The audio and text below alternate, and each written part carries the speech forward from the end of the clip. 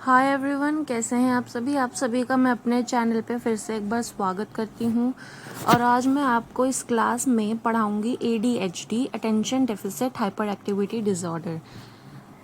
आगे बढ़ने से पहले मैं एक चीज़ कहना चाहूँगी, प्लीज़ मेरे चैनल को लाइक, सब्सक्राइब एंड शेयर ज़रूर कर लीजिएगा ताकि मेरी आने वाली जो क्लासेस हैं, जो भी मेरी वीडियोज़ हैं, उसका नोटिफिकेशन आप लोगों तक ज़रूर पहुँच सके।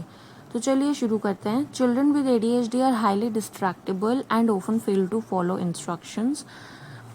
जो चिल्ड्रन विद ADHD हैं, जो ADHD के बच्चे हैं, उनको इंस्ट्रक्शंस को फॉलो करने में बहुत ज़्यादा प्रॉब्लम्स फेस करनी पड़ती हैं और ADHD के बच्चे बहुत ज़्यादा डिस्ट्रैक्टेबल होते हैं और respond to demands placed on them.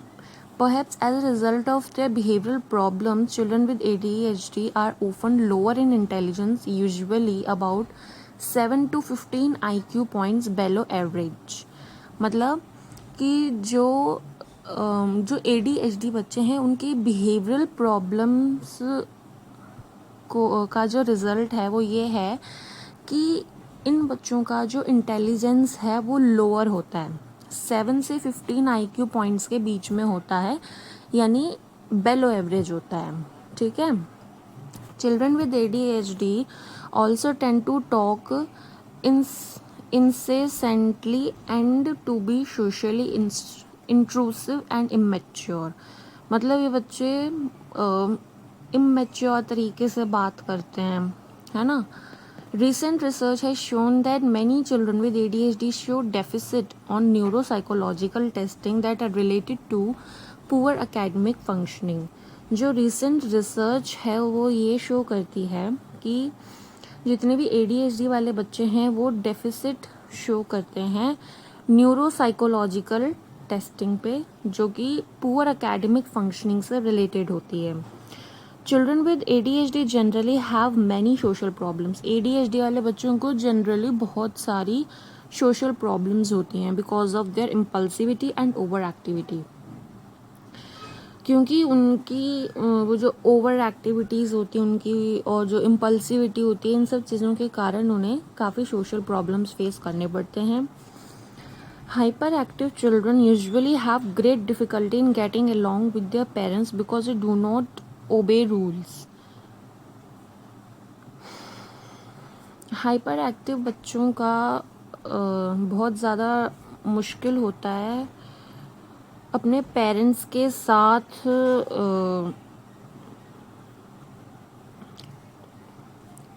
रहना, क्योंकि ये बच्चे हमेशा जो रूल्स होते हैं उनको ओबे करते हैं, इसलिए इनका थोड़ा मुश्किल होता है. जैसे अगर आप कहीं आओगे जाओगे और बच्चों को कुछ रूल्स बोलोगे कि आपको ये चीज़ें फॉलो करनी है, लेकिन ये बच्चे क्या करेंगे, जानबूझ करके ओबे करेंगे उस चीज़ को, right. In general however hyperactive children are not anxious. मतलब जो हाइपर एक्टिव बच्चे होते हैं वो एंग्शियस नहीं होते, even though there over activity, restlessness and distractibility are frequently interpreted as indications of anxiety. यहाँ तक कि ये जो ओवर एक्टिविटीज़ और रेस्टलेसनेस और डिस्ट्रैक्टिबिलिटी है, ये सब कुछ फ्रिक्वेंटली इंटरप्रेट होता है और ये एक इंडिकेशन है एंग्जाइटी का. इट मीन्स कि इन बच्चों में एंग्जाइटी भी होती है. हमें ये चीज़ और पढ़ने को मिली कि इन बच्चों में एंग्जाइटी भी होती है ना. चलिए आगे बढ़ते हैं. They usually do poorly in school and often show specific learning disability such as difficulties in reading और in learning other basic school subjects. मतलब ज़्यादातर देखा गया है कि ये बच्चे स्कूल में बहुत पुअर परफॉर्म करते हैं और ये SLD के सिम्टम्स भी शो करते हैं, जैसे कि रीडिंग में प्रॉब्लम्स होना, लिखने में प्रॉब्लम्स होना, या फिर और भी कोई ऐसी बेसिक स्कूल सब्जेक्ट जिसको याद करना होता है ना, लर्निंग में भी प्रॉब्लम होती है. Hyperactive children also pose behaviour problems in the elementary grades. जो हाइपर एक्टिव चिल्ड्रन होता है वो अपनी बिहेवियर प्रॉब्लम्स को एलिमेंट्री ग्रेड्स में पोज करता है. पोज मतलब वो वाला पोज नहीं कि वो पोज दे के पिक्चर खिंचवाने वाला, वो नहीं. पोज का मतलब होता है इनके अलग अलग तरह के जो बिहेवियर प्रॉब्लम्स होते हैं ना वो। In fact, hyperactivity is the most frequently diagnosed mental health condition. जो hyperactivity है बहुत ही frequently diagnose की जाने वाली एक mental health condition है United States में. The disorder occurs most frequently among pre-adolescent boys. Pre-adolescent boys में ज़्यादातर देखा गया कि ये frequently होता है ये disorder. It is 6 to 9 times more prevalent among boys than among girls. मतलब गर्ल्स से ज़्यादा बॉयज़ में होता है. ADHD occurs with the greatest frequency before age 8. जो ADHD है वो बहुत हाई फ्रिक्वेंसी में 8 साल की उम्र से पहले पता लग जाता है हल्का हुल्का उसके बारे में, and tend to become less frequent and to involve briefer episodes thereafter. ADHD has also been found to be comorbid with other disorders such as oppositional defiant disorder. ADHD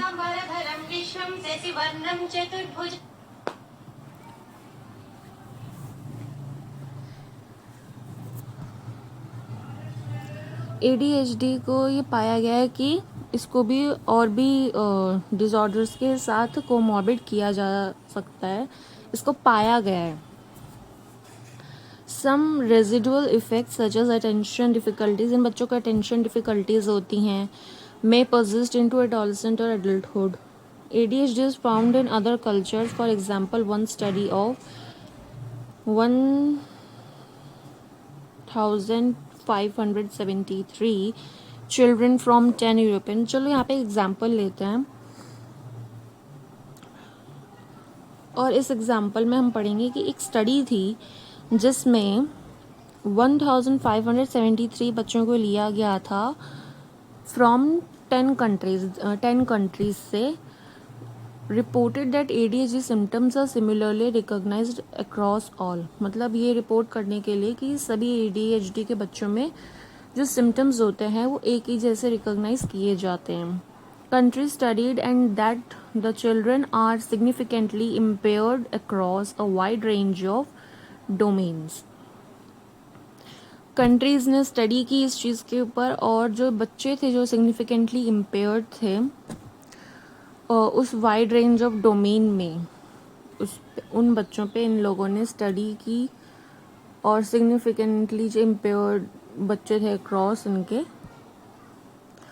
फिर हम पढ़ेंगे सिम्टम्स और characteristics. अगर आपसे question में पूछा जाए कि आप सिम्टम्स या कैरेक्टरिस्टिक्स पूछो तो आपको यही लिखना है. सिम्टम्स भी यही है और इसके कैरेक्टरिस्टिक्स भी सेम रहेंगे. ठीक है. First is in attention, difficulty sustaining focus following instructions. In attention मतलब इनका अटेंशन नहीं है, ये इंस्ट्रक्शंस फॉलो नहीं कर सकते है ना, और इन्हें काफ़ी डिफ़िकल्टीज आती हैं.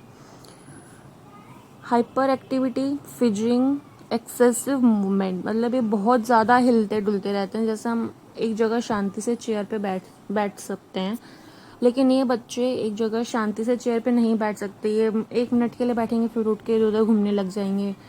तो इनकी ये हाइपर है, इसीलिए ये एक जगह टिक के नहीं बैठ सकते. Third is impulsivity, acting without thinking, interrupting others मतलब बगैर कुछ सोचे कुछ भी कर देना और दूसरों को काम करते हुए लोगों को डिस्टर्ब करना, इंटरप्ट करना उनका कामों में. Fourth is organisation and time management challenges. और इन बच्चों को बहुत प्रॉब्लम्स होती हैं प्लानिंग करने में, किसी भी टास्क को ऑर्गेनाइज करना हो तो उसमें भी इन्हें परेशानी होती है. Impact on daily functioning, daily functioning में क्या क्या इम्पैक्ट पड़ता है. स्कूल में इम्पैक्ट पड़ता है, काम पे इम्पैक्ट पड़ता है, रिलेशनशिप्स पे इम्पैक्ट पड़ता है इन बच्चों के. अब हम आते हैं कॉजल फैक्टर्स. कॉजल फैक्टर्स में क्या क्या आएगा. Genetic influences. जेनेटिक मतलब आप ये कह सकते हो कि इसमें एक बेसिक एक पॉइंट है जो आप सभी में घुसा सकते हो और वो है फैमिली हिस्ट्री. फैमिली हिस्ट्री कहीं पे भी आप अगर बच्चे को डायग्नोज करवाने लेके जाओगे तो फैमिली हिस्ट्री पूछी जाती है उसमें. सेकेंड है neurobiological differences. Third is neurodevelopmental aspects. Fourth is environmental factors, early life experiences, मतलब अर्ली लाइफ एक्सपीरियंसेस कैसे थे. Then we come to criteria for ADHD according to DSM-5. ध्यान रखना, हम अपने सिलेबस में DSM-5 के अकॉर्डिंग ही सारी चीज़ें पढ़ रहे हैं, कुछ भी DSM-5 से बाहर का नहीं है. ठीक है, तो पहले पढ़ेंगे हम परसिस्टेंट पैटर्न ऑफ इनअटेंशन एंड और hyper activity impulsivity. Symptoms must be present for at least 6 months. मतलब ADHD को जो सिम्टम्स होते हैं वो कम से कम 6 महीने के लिए प्रेजेंट होते हैं. Symptoms present before age 12. जो सिम्टम्स होते हैं ADHD के वो 12 साल की उम्र से पहले डायग्नोज किए जा सकते हैं. मतलब अगर पेरेंट्स को घर में पता लग जाए कि हाँ बच्चे को ADHD की समस्या हमें लग रही है कि है, तो डायग्नोज करवाने लेके जाना चाहिए बच्चे को. डॉक्टर से मिलो, बच्चों के फिर कुछ टेस्ट होंगे जिससे पता लगेगा कि बच्चे को ये दिक्कत है कि नहीं है. फिर थर्ड आता है सिम्टम्स इन मल्टीपल सेटिंग्स. सिम्टम्स जो हैं बहुत मल्टीपल सेटिंग्स में हो सकते हैं, जैसे कि 1 या 2 इन्वायरमेंट में. जैसे कि घर में क्या सिम्टम्स हैं, स्कूल में क्या सिम्टम्स हैं, और काम में क्या सिम्टम्स हैं. Fourth is impairment in functioning. कोई भी फंक्शन करने में क्या इम्पेयरमेंट आ रहा है. Symptoms negatively impact social, academic और ऑक्यूपेशनल फंक्शनिंग. जो सिम्टम्स हैं वो नेगेटिवली क्या इम्पैक्ट करते हैं बच्चे की सोशल, एकेडमिक और ऑक्यूपेशनल फंक्शनिंग को. सोशली इंटरेक्ट करने में बच्चों को थोड़ी दिक्कत आ सकती है. बच्चे एकेडमिक में बहुत वीक होते हैं ADHD के. और ऑक्यूपेशनल मतलब कोई प्रोफेशन वगैरह में अगर घुसे हुए हैं ये बच्चे, कोई प्रोफेशनल कोई कोर्स या कुछ कर रहे हैं, जो कोई जॉब कर रहे हैं, तो उसमें भी वहाँ पे प्रॉब्लम्स आती हैं. Next is comorbidities with ADHD.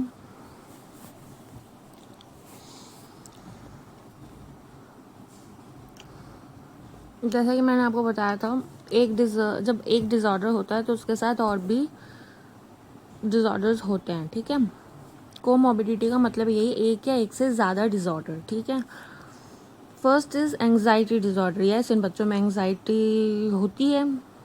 Second is mood disorder. Moods भी इनके स्विंग करते हैं. Third is substance use disorder. Fourth learning disability. Learning disabilities इसमें इन बच्चों में होती हैं. Fifth sleep disorders. And sixth is ASD, autism spectrum disorder. Autism spectrum disorder भी कह सकते हैं क्योंकि ASD में भी यही होता है कि बच्चा हाइपर एक्टिव होता है, और ADHD में भी यही है कि बच्चा हाइपर एक्टिव है, बैठ नहीं रहा है, बार बार इधर उधर घूम रहा है ना. तो अब हम पढ़ेंगे क्लिनिकल फीचर्स क्या क्या हैं ADHD के. फर्स्ट इज इनअटेंशन, मतलब फोकस करने में परेशानी.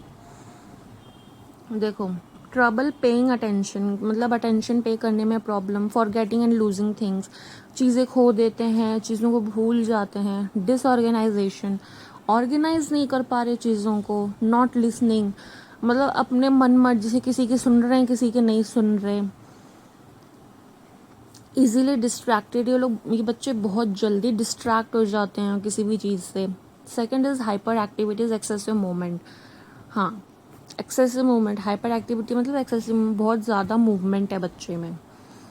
First is constant fizzing. Second is restlessness. हाँ, ये शब्द भी, ये वर्ड भी आप बोल सकते हो कि बच्चा रेस्टलेसनेस है. ट्रबल स्टेइंग सीटेड, मतलब उसको लंबे समय तक अगर बैठने को कहा जाए कि आप चेयर पे बैठ जाओ, अगर उसको आधा घंटा भी बैठना पड़ जाए तो ये उसके लिए बहुत ट्रबल वाली बात होगी. बच्चा डिफ़िकल्टी फेस करेगा कि मैं आधे घंटे तक लगातार कैसे बैठूं, जबकि नॉर्मल जो बच्चे होते हैं वो हाफ एन आवर ईजीली बैठ जाते हैं. पर ADHD के बच्चों को प्रॉब्लम फेस करनी पड़ेगी. एक्सेसिव टॉकिंग, बहुत बात करते हैं. इम्पल्सिविटी बहुत ज़्यादा है इन बच्चों में कि बगैर कुछ सोचे कुछ भी एक्ट कर देंगे, कुछ भी कर देंगे.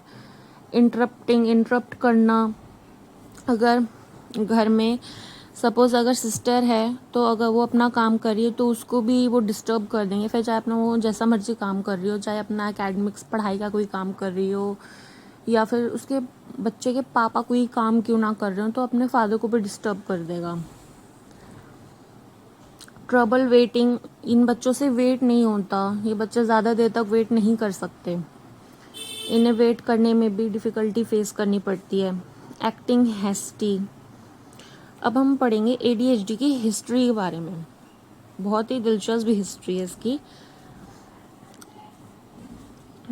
अ German doctor name doctor Heinrich Hoffmann, ये थोड़ा अजीब सा नाम है बट आपको ये याद करना होगा कि ADHD की जो हिस्ट्री है उसमें सबसे पहले जो जर्मन डॉक्टर थे जिनका नाम था हाइनरिच हॉफमैन, उन्होंने एक बुक लिखी थी जिसमें एक फेमस कैरेक्टर था Fidget Philip. Fidget Philip was a child who couldn't sit still and was constantly moving and didn't pay attention. मतलब फिजेट फिलिप जो इन्होंने बुक लिखी थी, एक बुक लिखी थी उन्होंने जिसमें एक फेमस कैरेक्टर था फिजेट फिलिप, बहुत फेमस हुआ था ये।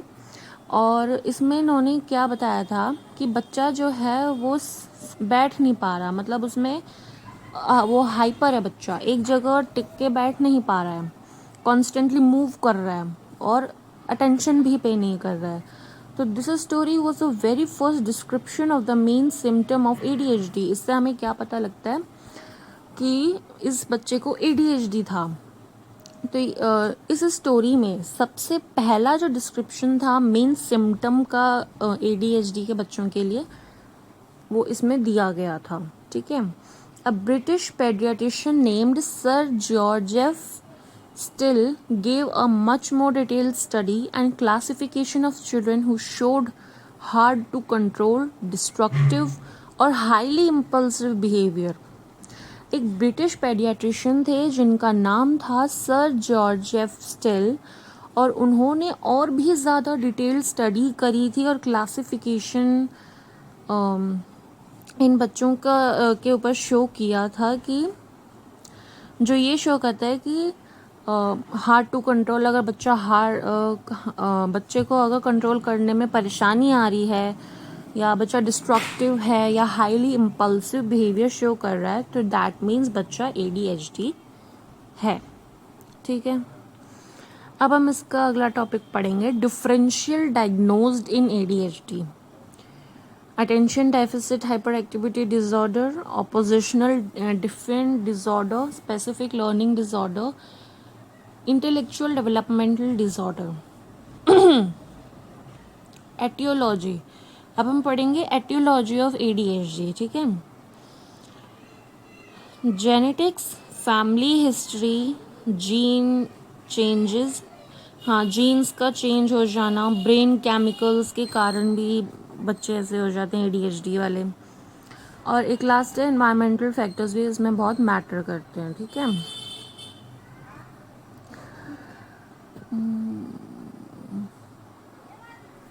देखो कॉजल फैक्टर्स और कॉजेज होते सेम है लेकिन इसमें बहुत बहुत छोटा सा, बहुत थोड़ा सा एक डिफरेंस होता है, इसलिए यहाँ पे मैंने दो अलग अलग टॉपिक्स लिखे हैं।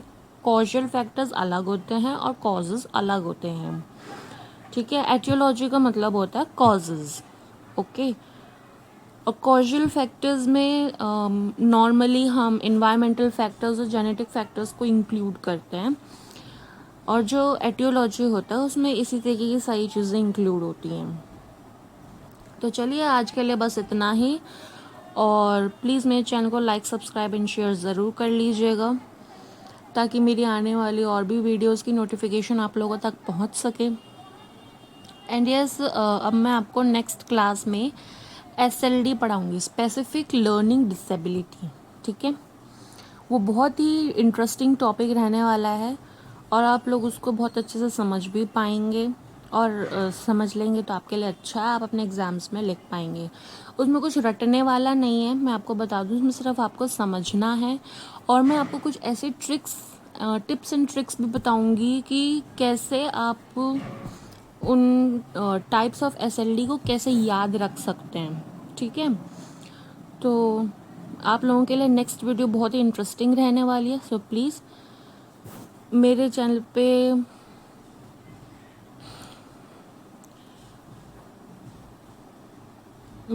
पे please like subscribe and share ज़रूर कर दीजिएगा, ताकि आप लोग मेरी जो आने वाली नेक्स्ट वीडियो है एसएलडी पे वो आप लोग देख सकें। Thank you.